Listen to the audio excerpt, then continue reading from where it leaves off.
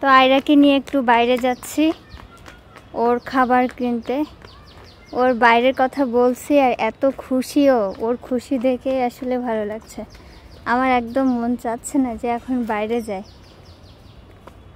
তো ওর খুশি দেখে এত মানে মন চাচ্ছে না যে আবার থেকে যায়।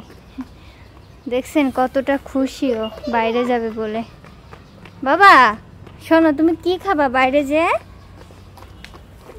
তুমি শোনো শোনো শোনো, তুমি কি খাবে? হ্যাঁ, আইসক্রিম। আইসক্রিমের পাগল মেয়ে একটা। আইসক্রিম খেতে হয় না বাবা, তুমি ছোট মানুষ না, তুমি কেক খাবা? হ্যাঁ, কেক খাবা? চিপস খাবা?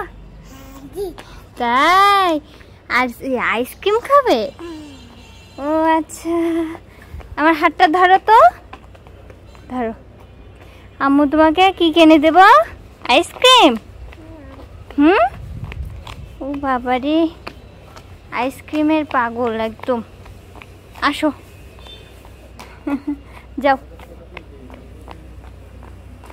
যাও যাও যাও, তুমি হাঁটো, তুমি হাঁটে। দাওয়াটা খুলে গেছে, চলো এবার আমার কোলে আসতে হবে। আসো আসো, এই যে গেট।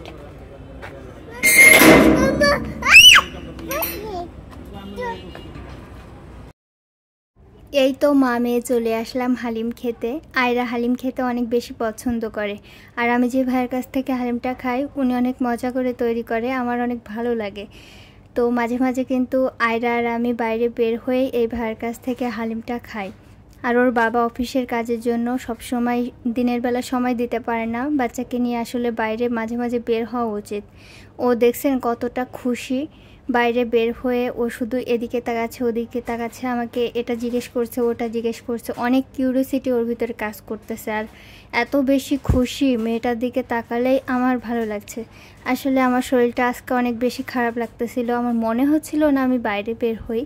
তো একবার যেহেতু আমি ওকে বলেছিলাম যে আম্মু বাইরে যাবা, ও দেখি এতটা খুশি, তো না ভাবলাম যে না যাই, দুইজন ঘুরে আসি। তো হালিমটা খাওয়ার পরে সাধারণত তো পানি পিপাসা লাগে, তো পাশে আখের রস বিক্রি করছিল। তো আয়রা এই পর্যন্ত কখনোই আখের রস খায় নাই, আমি ভাবলাম যে ওকে একটু আখের রস ট্রাই করাই। তো এখানে হচ্ছে আখের রস নিয়েছিলাম, কিন্তু ওই একটুও খায় না। তারপরে তো আমার মেয়েটা খেলনার দোকান দেখে অনেক খুশি হয়ে যায়, তো ও অনেক কিছুই চিনে আমাকে বলতেছিল ওই যে আম্মু বল, ওই যে বল পুতুল কি। হ্যাঁ বল, তাকাও আমার দিকে। হ্যাঁ বল, তোমার বাসা আছে? বল বল, তোমার আছে না? বল কই বল।